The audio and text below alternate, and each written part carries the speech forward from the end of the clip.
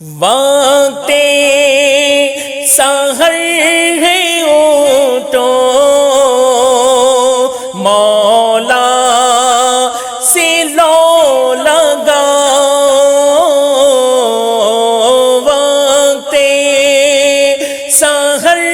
ہے اٹھو مولا سے لو لگاؤ، جواد دے رہا ہے انعام جاویدانہ، جواد دے رہا ہے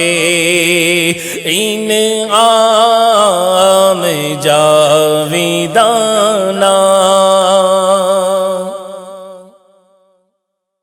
الحمد لوليه والصلاة على نبيه وعلى آله وأصحابه المتأدبين بآدابه، أما بعد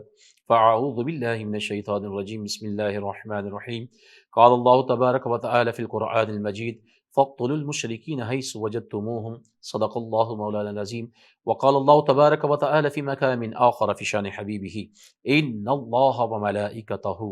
يصلون على النبي يا أيها الذين آمنوا صلوا عليه وسلموا تسليما، صلی اللہ علی النبی الامی وآلہ واصحابہ صلی اللہ علیہ وسلم، صلاۃ وسلاما علیک یا سیدی یا رسول اللہ، فإن من جودک الدنیا وضرتها ومن علومک علم اللوح والقلم، مولاي صل وسلم دائما ابدا علی حبیبک خیر خلق کلہم۔ میں تجھ کو بتاتا ہوں تقدیر امم کیا ہے، شمشیر و سنان اول، طاؤس و رباب آخر۔ حسن یوسف پہ کٹی مصر میں انگشت زنا، حسن یوسف پہ کٹی مصر میں انگشت زنا، سر کٹاتے ہیں تیرے نام پہ مردان عرب۔ حمد و صلات کے بعد میم ٹی وی کے عزیز سامعین و ناظرین، تمام تر محاسن اور تمام تر محامد صرف اور صرف اللہ وحدہ لا شریک کے لیے ہے۔ میم ٹی وی کے عزیز سامعین و ناظرین، وقت سحر ٹرانسمیشن کے ساتھ آپ کا میزبان ارشاد رضا القادری حاضر خدمت ہے۔ عزیز سامعین و ناظرین، آج کے اس درس میں ہم عظیم معرکہ حق و باطل یعنی غزوہ فتح مکہ، اس کا پس منظر اور پیش منظر انشاءاللہ ہم سماعت فرمائیں گے۔ یاد رکھیے گا، غزوہ فتح مکہ جو کہ رمضان کے مہینے میں رونما ہوا، اس کا سبب کیا تھا، اس کی علت کیا تھی، اس کا پس منظر کیا تھا، کیا وجہ بنی کہ غزوہ فتح مکہ رونما ہوا۔ یاد رکھیے گا کہ 6 ہجری میں جو حدیبیہ کے مقام پر صلح حدیبیہ کیا گیا تھا کفاران قریش کے درمیان اور آقا کریم صلی اللہ علیہ وسلم کے درمیان، یعنی مسلمانوں اور کفاران قریش کے درمیان جو معاہدہ ہوا تھا، تو 2 قبیلے ایسے تھے جنہوں نے ہر ایک فریق کی جو ہے موافقت کی اور ان کا حلیف بننا جو ہے وہ تسلیم کر لیا۔ قبیلہ خزاعہ یہ سرکار صلی اللہ علیہ وسلم کے جو ہے حلیف بن گئے اور انہوں نے ان کی آقا کریم صلی اللہ علیہ وسلم کی حمایت فرمائی، اور بنو بکر جو ہے یہ قریش یعنی کفاران قریش کے جو ہے یہ حلیف بن گئے اور یہ ان کے جو ہے حمایتی بن گئے۔ یاد رکھیے گا، کچھ عرصہ گزرنے کے بعد جو ہے اب بنو بکر جو قریش کے حلیف تھے، انہوں نے جو ہے حرم کے اندر داخل ہو کر، ان کے ساتھ ایک اور قبیلہ تھا بنو نوفل، انہوں نے جو ہے حرم کے اندر داخل ہو کر قبیلہ خزاعہ کو جو ہے قتل اور تیہ و تیغ کیا۔ حالانکہ حرم میں قتل کرنا یہ اس وقت بھی جو ہے زمانہ جاہلیت کے اندر بھی یہ ناجائز تھا اور حرام تھا، ممنوع تھا، اس کو ناپسندیدہ جو ہے شمار کیا جاتا تھا۔ لیکن جب قبیلہ خزاعہ کو جو ہے تیہ و تیغ کیا گیا، بنو نوفل نے جو ہے تیہ و تیغ کر دیا، تو اس وقت جو ہے عمر بن سالم الخزائی 40 سوار لے کر مدینے پہنچ گیا، اور آقا کریم صلی اللہ علیہ وسلم اس وقت میرے آقا صحابہ کرام علیہ رضوان کے ساتھ جو ہے مسجد نبوی میں جو ہے موجود تھے۔ اس وقت جو ہے عمر نے حاضر خدمت ہو کر یہ اشعار پڑھے: یا رب انی ناشد محمدا حلف ابینا و ابیہ الصدا۔ ذرا غور کیجیے کہ یہاں پر جو ہے اللہ کے رسول کی بارگاہ میں یہ جو ہے اشعار اس عمر بن سالم نے جو ہے جب یہ بیان کیے، جس کا ترجمہ یہ ہے کہ اے خدا میں محمد کو یاد دلاتا ہوں وہ پرانا معاہدہ جو ہمارے باپ اور اس کے باپ عبد المطلب کے درمیان ہوا تھا، یا رسول اللہ ہماری پوری مدد کیجیے اور خدا کے بندوں کو بلائیے جو ہماری مدد کو آئیں۔ قریش نے اپنے آپ سے وعدہ خلافی فرمائی ہے اور آپ کا حکم جو ہے وہ محکم معاہدہ جو ہے توڑ ڈالا ہے۔ تو انہوں نے وتیر میں ہم پر بحالت خواب حملہ کیا اور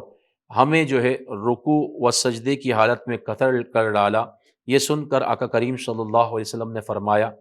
تمہیں اے عمر مدد ملے گی، اور ایک روایت میں میرے آقا نے فرمایا کہ میں قریش سے دریافت کرتا ہوں۔ پس آپ نے حضرت دمرہ کو جو ہے بھیجا اور یہ 3 شرطیں میرے آقا نے قریش کے سامنے رکھی کہ خزاعہ کے مقتولین کا خون بہا دیا جائے، یعنی قصاص دیا جائے۔ نمبر 2، بنو نفاثہ کی حمایت سے دستبردار ہو جائیں۔ نمبر 3، اعلان کر دیں کہ حدیبیہ کا معاہدہ حدیبیہ وہ ٹوٹ گیا ہے۔ تو قرط بن عمر نے کہا ہمیں فقط تیسری شرط منظور ہے، یعنی کہ ہم معاہدے کو توڑ رہے ہیں۔ تو اس وقت جب میرے آقا کریم صلی اللہ علیہ وسلم کو یہ خبر ملتی ہے کہ کفاران قریش نے جو ہے معاہدہ حدیبیہ یہ توڑ ڈالا ہے، تو اس وقت میرے آقا کریم صلی اللہ علیہ وسلم خفیہ طور پر جو ہے لشکر تیار کرنے کا حکم دیا۔ اس وقت ایک صحابی رسول حاطب بن ابی بلتع، انہوں نے جب جو ہے یہ سارے ہیں صحابی رسول بدری صحابی ہیں، انہوں نے جب جو ہے یہ سارا ماجرا دیکھا اور یہ سارے معاملات کو دیکھا، تو اس وقت ایک سارہ نامی ایک عورت کو جو ہے قاصد بنا کر کفاران قریش کے پاس ایک چٹھی یعنی کہ ایک خط لکھ کر جو ہے بھیج دیا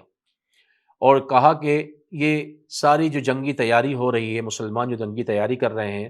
اس جنگی تیاری کی جو ہے سارے کی ساری روداد انہوں نے اس خط میں لکھ کر اس سارہ نامی خاتون کو دے کر روانہ کر دیا۔ اللہ نے اپنے محبوب کو جو ہے آگاہ اور آشنا فرما دیا۔ اس وقت میرے آقا کریم صلی اللہ علیہ وسلم نے حضرت علی رضی اللہ تعالیٰ عنہ اور ان کے ساتھ چند صحابہ کو بھیجا کہ جاؤ کہ تمہیں جو ہے راستے میں فلاں جگہ پر ایک خاتون ملے گی، اس کے پاس ایک خط ہوگا، وہ خط لے کر آؤ۔ تو لہذا جو ہے میرے آقا کریم صلی اللہ علیہ وسلم حکم کے مطابق حضرت علی رضی اللہ تعالیٰ عنہ شیر خدا صحابہ کرام علیہ رضوان کے ساتھ جب جو ہے اس مقام پر پہنچتے ہیں اور اس خاتون سارہ نامی خاتون کو پا لیتے ہیں اور اس وقت اس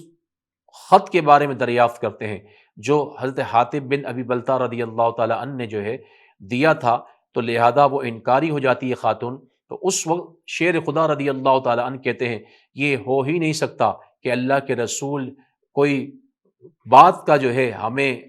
حکم دے یا کسی بات کے بارے میں ہمیں خبر دیں، آگاہی دیں اور وہ خلاف واقع ہو اور وہ جھوٹ ہو، یہ ہو ہی نہیں سکتا۔ تو لہذا اس وقت میرے آقا کریم صلی اللہ علیہ وسلم کے حکم کے مطابق حضرت علی رضی اللہ تعالیٰ عنہ نے جو ہے ذرا سختی کا مظاہرہ کیا، اور سختی کے مظاہرہ کرنے کے بعد اس سارہ نامی خاتون نے اپنے جو ہے جوڑے کے اندر سے بالوں کے اندر چھپائے ہوئے اس خط کو جو ہے اس کو نکالا اور اس کو جو ہے علی رضی اللہ تعالیٰ عنہ کے ہاتھ میں رکھ دیا۔ اس وقت وہ سارا کا سارا جو ہے ماجرا تھا، جو مسلمان جنگی تیاری کر رہے تھے اور حملہ کرنے کے درپے تھے کہ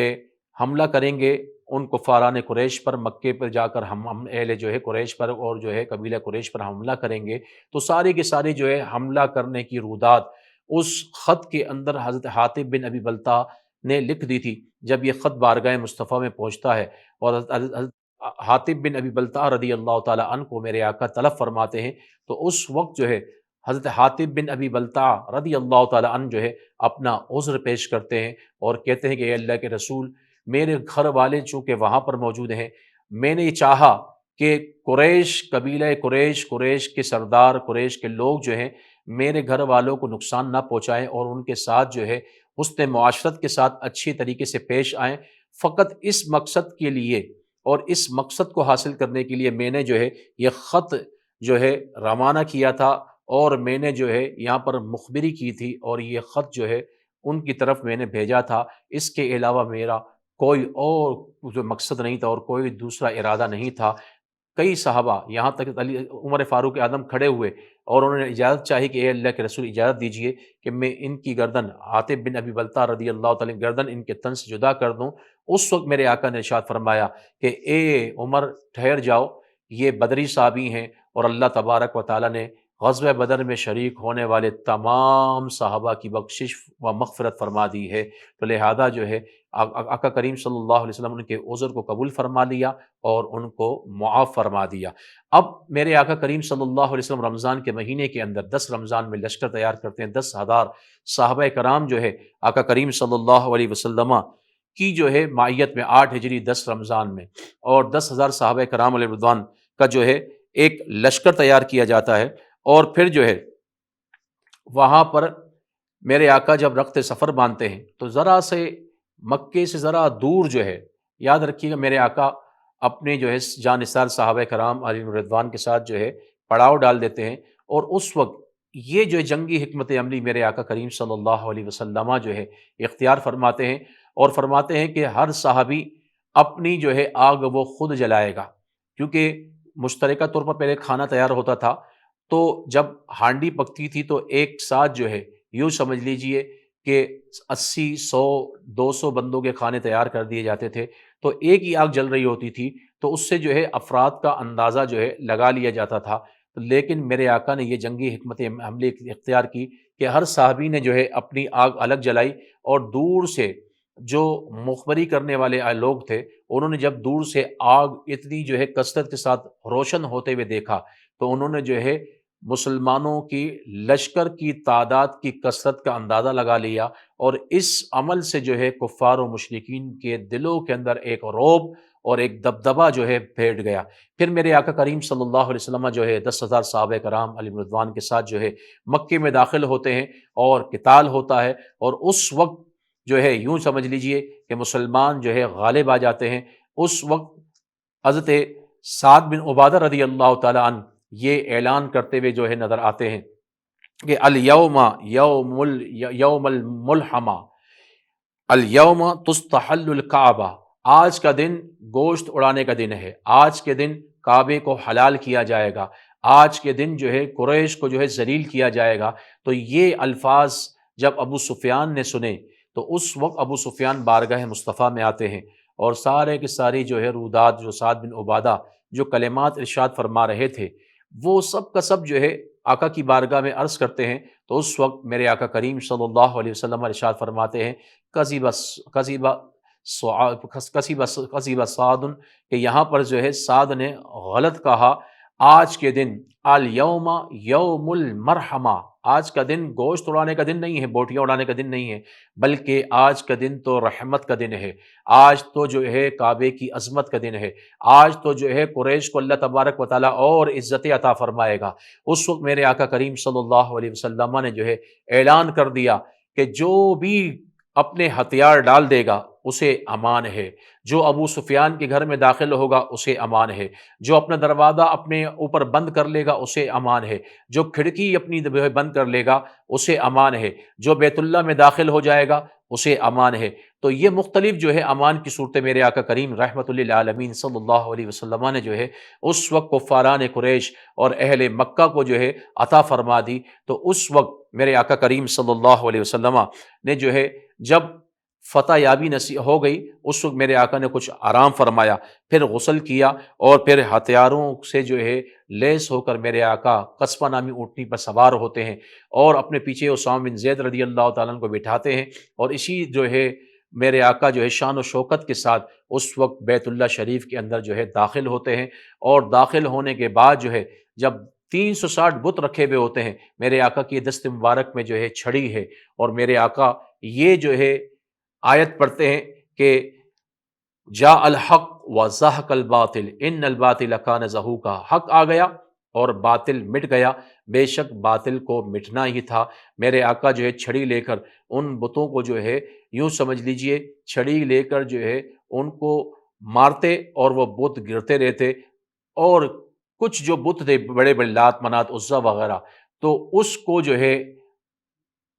گرانے کے لیے، منہدم کرنے کے لیے، اس وقت حضرت علی رضی اللہ تعالیٰ عنہ نے کہا کہ اے اللہ کے رسول آپ میرے کاندھے پر سوار ہو جائیے، تو اس وقت میرے آقا کریم صلی اللہ علیہ وسلم نے ارشاد فرمایا اے علی تمہارے کاندھے بار نبوت کو نہیں سہار سکتے، بلکہ تم میرے کاندھے پر سوار ہو جاؤ۔ اور اس وقت جو ہے چشم فلک نے دیکھا کہ علی رضی اللہ تعالیٰ عنہ جو ہے وہ دوش مصطفیٰ صلی اللہ علیہ وسلم پر سوار ہوتے ہیں اور ان بڑے بڑے بتوں کو جو ہے منہدم کرتے ہیں اور زمین بوس کر دیتے ہیں۔ اس وقت جو ہے میرے آقا کریم صلی اللہ علیہ وسلم نے جو ہے تمام جو ہے اہل مکہ کو جمع فرما دیا، اور تمام اہل مکہ کو جمع کرنے کے بعد میرے آقا کریم صلی اللہ علیہ وسلم نے جو ہے ارشاد فرمایا، ذرا یہاں پر ایک بات جو ہے ذہن میں بٹھا لیجئے، ذرا غور کیجئے، یہ وہی اہل مکہ ہیں، یہ وہی قبیلہ قریش والے ہیں، یہی جو ہے سرداران قریش ہیں جنہوں نے 13 سالہ مکی دور کے اندر آقا کریم صلی اللہ علیہ وسلم اور تمام تر صحابہ جنہوں نے ہجرت کی، ان کی زندگی ان پر تنگ فرما دی، ان کے لیے تنگی کا جو ہے سامان کیا۔ 3 سال تک میرے آقا کریم صلی اللہ علیہ وسلم نے سوشل بائیکاٹ کی زندگی گزاری، لوگوں سے الگ تھلگ زندگی گزاری، یوں سمجھ لیجیے ہر قسم کی تکلیف 13 سالہ مکی دور میں دی گئی۔ پھر اسی جو ہے مقام کو جہاں پر میرے آقا کریم صلی اللہ علیہ وسلم کا جو مولد ہے، میرے آقا نے اس مولد کو جو ہے ترک فرما دیا، چھوڑ دیا اور مدینے کی طرف ہجرت فرما لی۔ ذرا غور کیجئے، میرے آقا کریم صلی اللہ علیہ وسلم کو پوری قدرت حاصل تھی، 10,000 صحابہ موجود ہیں اور فتح یابی ہو گئی ہے، کفار و مشرکین نے ہتھیار ڈال دیے ہیں، اور اس وقت پوری طور پر قدرت حاصل ہے۔ میرے آقا چاہتے تو ہر کافر اور ہر مشرک کو، بت پرست کو جو ہے وہ تہ و تیگ کر دیتے، واصل بجہنم کر دیتے، لیکن ایسے نہیں فرمایا، بلکہ اس وقت میرے آقا کریم صلی اللہ علیہ وسلم نے جو ہے تمام جو ہے اہل مکہ سے کہا اور قبیلہ قریش والوں سے کہا، اے گروہ قریش، تم اپنے گمان میں مجھ سے کیسے سلوک کی توقع کرتے ہو؟ وہ سب بولے خیر اخن کریم و ابن اخن کریم، ہم نیکی کی توقع رکھتے ہیں، آپ شریف بھائی اور شریف برادر زاد ہیں۔ یہ سن کر میرے آقا کریم صلی اللہ علیہ وسلم رحمۃ اللہ عالمین صلی اللہ علیہ وسلم نے ارشاد فرمایا کہ لا تثریبا علیکم اليوم، آج تم پر کوئی ملامت نہیں، آج میں وہی بات تم سے کہوں گا، آج میں تم سے وہی بات کہوں گا جو حضرت یوسف علیہ السلام نے اپنے بھائیوں سے کہی تھی۔ اور پھر میرے آقا نے ارشاد فرمایا لا تثریب علیکم اليوم، آج کے دن تم پر کوئی ملامت نہیں ہے، اذهبوا فانتم الطلقاء، جاؤ تم سب کے سب آزاد ہو، تم سب کے سب آزاد ہو۔ یہ اعلان مصطفیٰ تھا صلی اللہ علیہ وسلم کہ میرے آقا کریم صلی اللہ علیہ وسلم نے یہ مطلقاً اعلان فرما دیا کہ میرے آقا کریم صلی اللہ علیہ وسلم کا اعلان کہ تم سب کے سب جو ہے طلقاء ہو، تم سب کے سب آزاد ہو۔ اس وقت تمام کے تمام آزاد ہو گئے۔ اس وقت کئی جو ہے بڑے بڑے رؤسا جن میں ابو سفیان رضی اللہ تعالیٰ عنہ تھے، وہ بھی جو ہے دارہ اسلام میں داخل ہوئے۔ ان کی زوجہ حضرت ہندہ رضی اللہ تعالیٰ عنہا وہ بھی دارہ اسلام میں داخل ہو گئی۔ اس کے علاوہ جو ہے اور بھی بڑے بڑے جو ہے جلیل القدر صحابہ کرام جو ہے وہ دارہ اسلام میں داخل ہوئے، دامن مصطفیٰ کو انہوں نے تھاما۔ تو یہ جو ہے اللہ کے رسول صلی اللہ علیہ وسلم کا جو ہے یہ بلند اخلاق ہے، اور یہ جو ہے میرے آقا کریم صلی اللہ علیہ وسلم کی جو ہے اخلاق کریمانہ کی برکتیں ہیں کہ اس وقت میرے آقا کریم صلی اللہ علیہ وسلم فتح مکہ کے دن چاہتے تو تمام جو ہے کفاران قریش کو جو ہے تہ و تیگ کر دیتے، اور جو ہے میرے آقا اس وقت ایک بھی کافر کو نہ چھوڑتے مکے کے اندر، لیکن اللہ تبارک و تعالیٰ نے ہمارے نبی کو رحمت للعالمین بنا کر بھیجا ہے۔ میرے آقا نے اپنے اس وصف رحمت للعالمین کا ظہور فرمایا اور تمام اہل مکہ کو جو ہے معاف فرما دیا۔ یہ ہے اخلاق حسنہ ہمارے آقا کریم صلی اللہ علیہ وسلم کے۔ حالانکہ جو ہے یہاں پہ یوں سمجھ لیجئے کہ تاریخ کے جو ہے یہ کلمات ہیں کہ جو بھی بادشاہ جس بھی گاؤں میں داخل ہوتا ہے، کوئی بھی سردار جس بھی گاؤں میں داخل ہوتا ہے، قریے میں بستی میں داخل کر ہوتا ہے، تو وہ جو ہے اس بستی کو، اس قریے کو جو ہے تہ و تیگ کر دیتا ہے۔ لیکن یہاں پر معاملہ بالکل برعکس ہے۔ اللہ تبارک و تعالیٰ نے اپنے محبوب کو رحمت للعالمین کے وصف سے متصف فرمایا، تو اسی وصف کے پیش نظر اللہ تبارک و تعالیٰ کے محبوب نے جو ہے تمام اہل مکہ کو معاف فرما دیا۔ یہ جو ہے میرے آقا کریم صلی اللہ علیہ وسلم نشان ہے۔ اللہ تبارک و تعالیٰ کی بارگاہ میں دعا ہے مولا کریم اب آقا کریم صلی اللہ علیہ وسلم کی رحمت للعالمینی کا صدقہ مولا کریم ہمیں بھی جو ہے وصف رحمت للعالمینی کے صدقے مولا کریم